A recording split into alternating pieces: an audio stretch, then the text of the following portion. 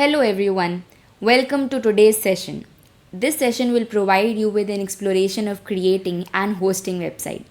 Let's dive in and discover the key steps to bring your online presence to life. But before you move on with the session, make sure that you've subscribed to our channel and clicked on this bell icon so that you may never miss any update from us. Alright, so first let's talk about what is Azure Static Web App.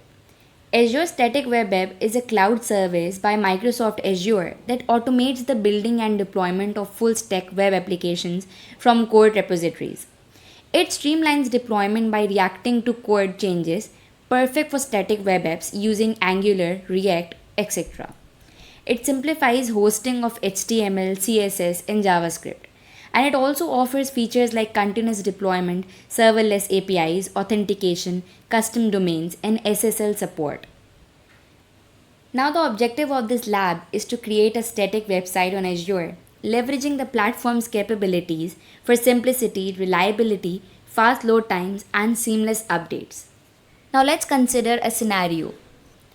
A startup company aims to establish a professional online presence to showcase its services swiftly and effectively, prioritizing simplicity and reliability. They opt to build a static website hosted on Azure.